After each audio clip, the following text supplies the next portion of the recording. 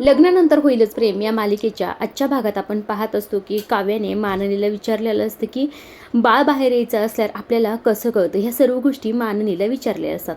तेव्हा माननी म्हणते, बघ हे मी सगळं तुला सांगते पण अजिबात टेन्शन घेऊ नको. हे बघ आता प्रत्येक बाईची डिलिव्हरी ही वेगळी असते. कळा प्रत्येक बाईला वेगळ्या वेळेस येतात. म्हणजे डॉक्टरने तारीख दिली त्याच्या आधीही डिलिव्हरी होऊ शकते किंवा नंतरही होऊ शकते, कधी होऊ शकते. आता तुला पार्थच सांगते बघ. असं म्हटल्यानंतर पार्थ लगेच माननीचे शेजारी येऊन बसतो बरं का. तेव्हा माननी म्हणत असतात, अगं पार्थ जेव्हा माझ्या पोटात होता म्हणजे 9वा महिना सुरू होता तेव्हा खरं तर माझ्या बहिणीचं लग्न होतं. बहिणीच्या लग्नाला जायचं म्हटल्यानंतर माझी फुल तयारी, म्हणजे मला काय करू आणि काय नको असं झालं होतं. आता बहिणीची मला कलवरी व्हायचं होतं, तिला सगळ्या गोष्टीत मदत करायची होती. ह्या सगळ्या गोष्टी करण्यासाठी मी उत्साहाने गेले होते. आम्ही दोघंही केलं होतं, म्हणजेच विक्रम आणि मी. पण अगं आम्ही लग्नात पोहोचतोत का नाही तर लगेच मला कळलं की आता बाळाची एंट्री होणार. तेव्हा काव्या म्हणत असते, काय मग पुढे काय झालं, पुढे काय झालं, मला कळा सुरू झाली आणि मग हा माझा लेख आला ह्या दुनियेत. असं म्हटल्यानंतर लगेच पार्थ म्हणतो, आई हे पण सांग ना, मी जेव्हा झालो होतो तेव्हा फार क्यूट दिसत होतो ना आणि सगळ्या नर्स मला घेण्यासाठी भांडत होत्या ना, असं कुतूहलाने पार्थ म्हणत असतं. मात्र काव्याने त्याचं बोलणं थांबवलेलं असतं. काव्या म्हणत असते, देशमुख हा विषय नंतर काढूया का आपण, आई तुम्ही सांगा ना, म्हणजे तुमच्या बहिणीचं लग्न काय झालं, मग तुम्ही अटेंड केलं का. त्यावर माननी म्हणते, नाही ग कशाचं अटेंड केलं, अगं अक्षदा सुद्धा टाकल्या नाही. माझ्या बहिणीचं लग्न एवढी हाऊसमूस करायची होती, मला कलवरी व्हायची होती, हे सगळे स्वप्न पाहितले होते. पण खरं तर हे सगळं बाजूला केलं आणि मी फक्त बाळाला निवड. आता जगातली कुठली जरी आई असली तर ती बाळालाच निवडणार. तुला एक गोष्ट सांगू का, सगळं जग एका बाजूला आणि स्वतःचं बाळ एका बाजूला. असं म्हणून माननी बऱ्याच गोष्टी इथे सांगत असते. नंतर माननीचा आवाज म्यूट केलेला आहे. हे सगळं काही ऐकून मात्र इथे काव्याला फार टेन्शन आलेलं असतं आणि पार्थचं सुद्धा लक्ष असतं बरं का की काव्याला कशाचं तरी टेन्शन आलेलं आहे. आता काव्याला टेन्शन असतं ते म्हणजे तिची डिलिव्हरी असते डिसेंबरमध्ये आणि मेनचे पेपरसुद्धा असतात डिसेंबरमध्ये. ह्या सर्व गोष्टी कशा होणार, ऐन वेळेस माझी डिलिव्हरी आली तर मग काय करायचं, ह्याच गोष्टीचा काव्या इथे विचार करत असते. आता इकडे दुसऱ्या बाजूला जीवानंदी सरोगेट मदरबद्दल लिस्ट बनवत असतात, म्हणजे कोणत्या कोणत्या गोष्टी महत्त्वाच्या आहेत. आता त्यांनी लिहिलेलं असतं की सरोगेट मदर जर असेल तर ती मॅरिड हवी, नंतर तिला एक बाळसुद्धा हवं आणि ती मेन म्हणजे नात्यातली हवी. असं म्हटल्यानंतर जीवा म्हणत असतो, पण माझ्या नात्यात तर नाही कुणी, म्हणजे मला चुलत बहीण वगैरे कुणीच नाही, रम्या आहे तेवढी. त्यावरही ते नंदिनी म्हणत असेल, रम्या तर लास्ट ऑप्शन असेल, ती आपल्यासाठी असं कशाला करेल. तेव्हा जीवा म्हणतो, मग तुझ्याकडे कुणी आहे का. तेव्हाही ते नंदिनी म्हणत असते, हो म्हणजे जवळचं नाही पण मला 3 बहिणी आहेत, त्या 3 बहिणीपैकी एक जमेल की मग, असंही ते जीवा म्हणत असतो. तेव्हा नंदिनी म्हणते, नाही हो, आता त्यातली एक बहीण डॉक्टर आहे, तिच्याबद्दल नाही बोललेलंच बरे, ती आपल्यासाठी नाही करणार हे. आणि दुसरी आहे ती बाहेर असते US ला वगैरे आणि ती एका महत्त्वाच्या प्रोजेक्टवर काम करते, त्यामुळे तिला कुठल्याच गोष्टीला वेळ नसतो, ती नाही आपल्यासाठी हे करू शकत. आणि तिसरी म्हणजे ती आहे शाळेत शिक्षिका आहे. तेव्हा जीवा म्हणतो, मग ती जमेल का. अहो नाही, तिचा नवरा खूप संशयिक आहे, त्यालाच उत्तर देता देता तिला नाकी नऊ येतात आणि आपली जर सरोगेट मदर झाली तर मग ती काय करणार. त्यावर जीवा म्हणतो, हो हे पण आहेच, म्हणजे आपल्याला हे सगळं काही लपून सुद्धा ठेवायचंय. तेव्हा नंदिनी म्हणते, हो तेच की. आता इकडे बघा, कालच नाही का जेव्हा आईला ही गोष्ट कळली तेव्हा काव्याला सांगण्यासाठी आई तयार झाली होती लगेच. आता एक वेळ आई तरी काव्याच्या काळजीपोटी शांत बसेल, मात्र माझ्या 3 बहिणी नाही, त्या अजिबातच शांत बसणार नाही, त्या सगळं काही काव्याला कधी ना कधी जाऊन सांगतीलच, त्यामुळे हा ऑप्शन सुद्धा आपला गेलाच. त्यावर जीवा म्हणत असतो, मग काय करायचं आता, मग नात्याबाहेरचं कोणी बघायचं का. त्यावर नंदिनी म्हणतेस, नाही हो, नात्याबाहेर नाही चालत, तुम्हाला सांगितलं ना, गव्हर्नमेंटचे काहीतरी नियम आहेत आणि त्या नियमात हे बसतच नाही.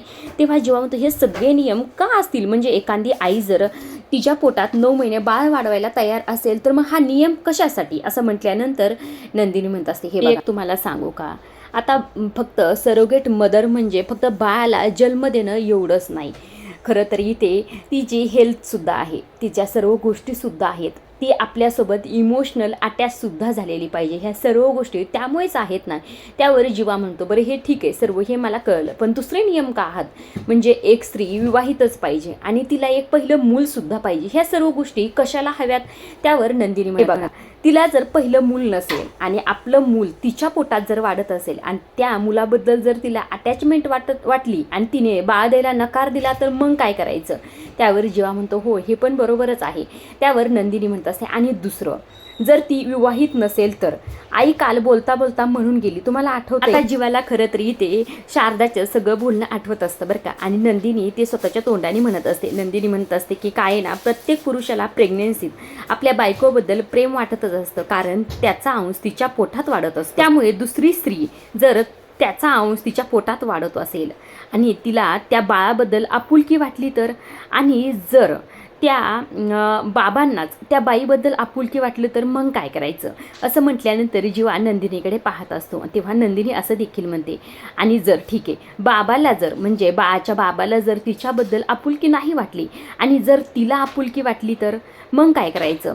असंही ते नंदिनी म्हणत असते. त्यावर जीवा म्हणत असतो हो त्याच्यामुळे ह्या सर्व गोष्टी असतील, म्हणजे जर नात्यातली असेल तर तिला हे जाणवत राहील की हा माझ्या समज बहिणीचा नवरा आहे किंवा असंच नात्यातला आहे, ह्या सर्व गोष्टीमुळे ती मागे हटू शकते.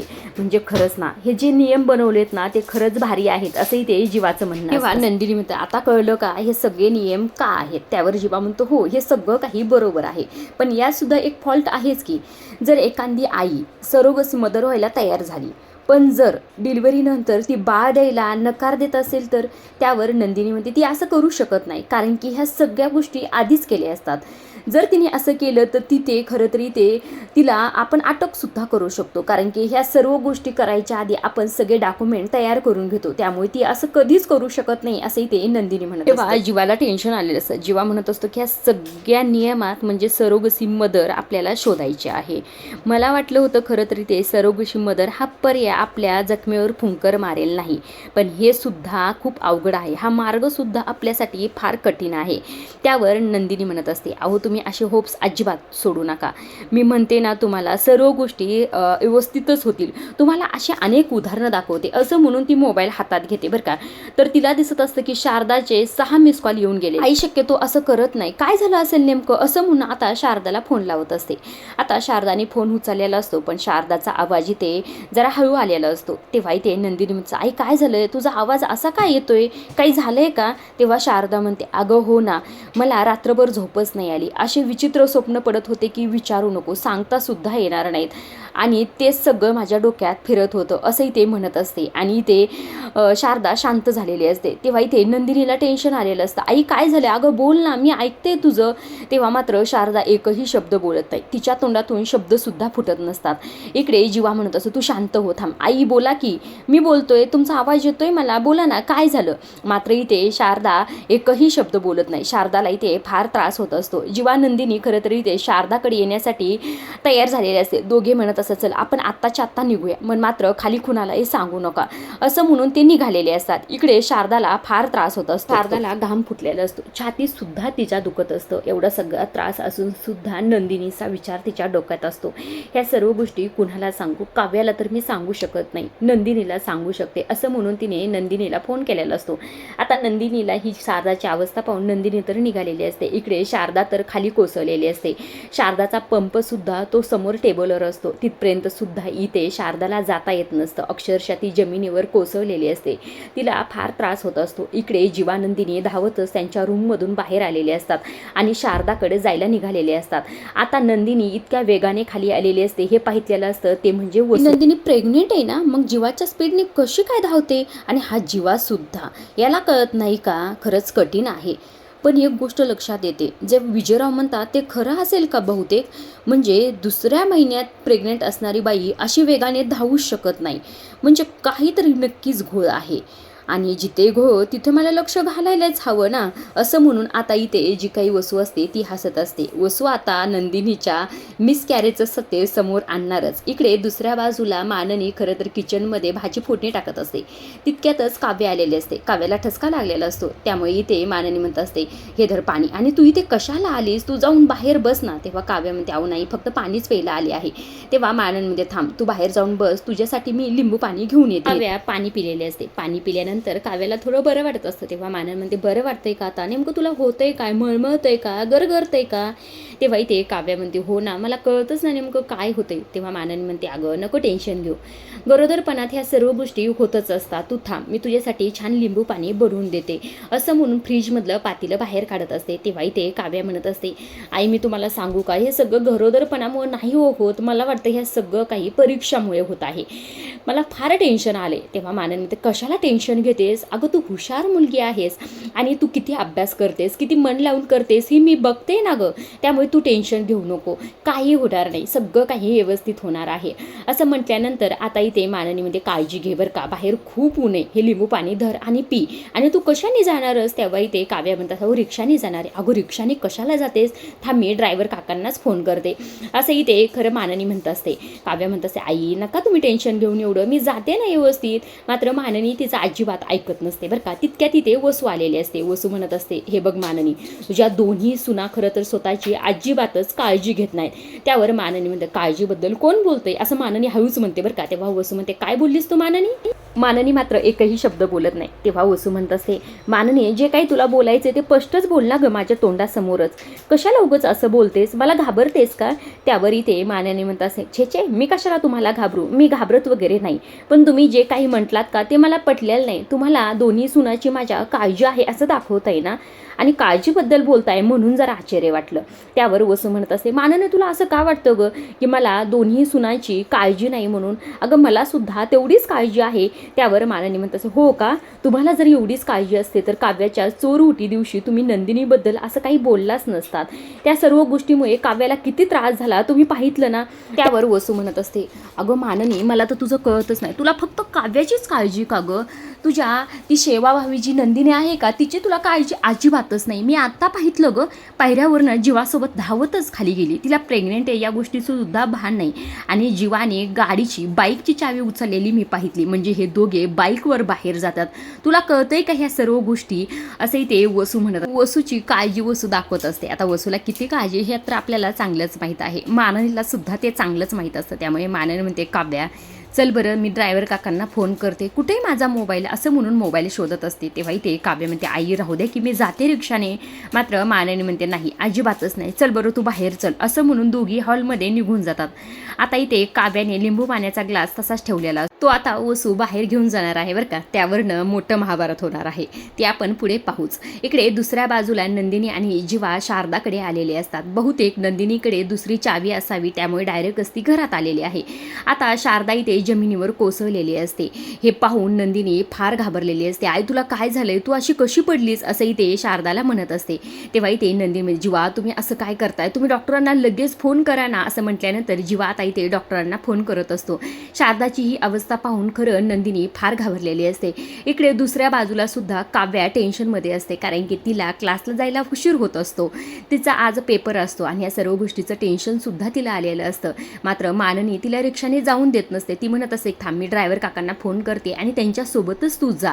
काव्या म्हणत असते, आई जाते मी, नका तुम्ही काळजी करू. मात्र इथे माननी ऐकतच नसते. माननीने ड्रायव्हर काकांना फोन केलेला असतो, आणि ड्रायव्हर काकांना आता 15 मिनिटं यायला लागत असतात. तेव्हा इथे काव्या म्हणत असते, 15 मिनिटात मी तर क्लासला सुद्धा जाईल, आई तुम्ही कशाला टेन्शन घेताय, मी जाते ना. तेव्हा माननी म्हणते, नाही अजिबातच नाही, तू असं रिक्षाने जायचंच नाही, ते येतील आता, थांब जरासं. आणि असंही क्लासचंच एक्झाम आहे ना, त्यामुळे होऊ दे उशीर, थोडासा चालतं ग. आता माननीने असं म्हटल्यानंतर इकडनं वसू आलेली असते, तो शरबतचा ग्लास घेऊन आल्याबरोबर इथे काव्याला म्हणत असते, अगं क्लासचीच परीक्षा आहे ना, क्लासच्या परीक्षेला उशीर झाला तर होऊ दे, पण मेन परीक्षेला उशीर होऊन देऊ नको बरं का, त्याची मात्र काळजी घे, असंही ते वसू मुद्दाम काव्याला म्हणत असते. तेव्हा काव्या म्हणते, हो तुम्ही त्याची काळजी अजिबातच करू नका. आता वसू तो शरबताचा ग्लास इथे काव्याला देत असते. मात्र काव्या मला नको असंही ते म्हणत असते.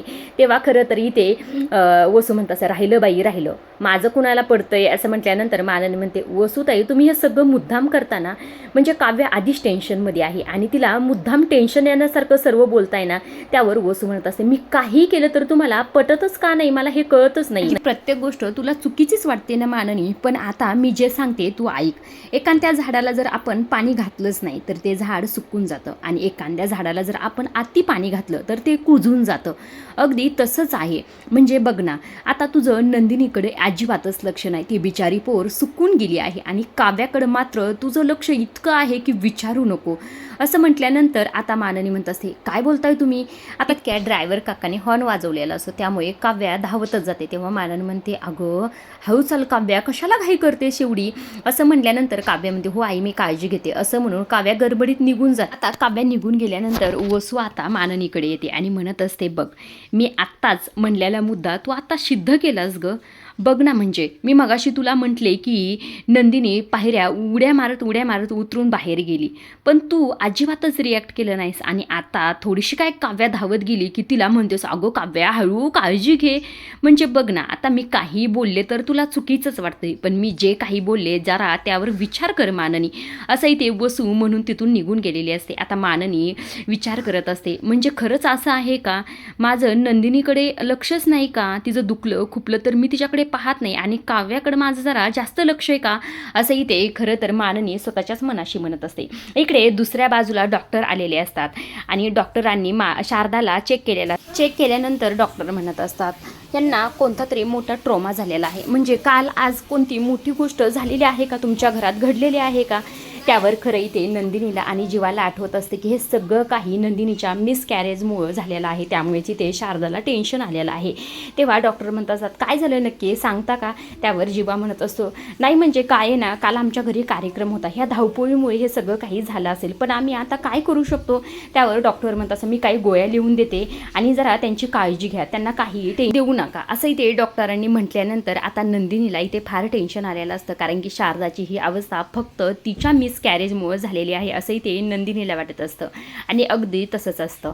आजच्या पुरतं एवढंच. अशा डेली मालिकेच्या अपडेट जर जाणून घ्यायचे असतील तर चॅनलला जरूर सबस्क्राईब करा. धन्यवाद.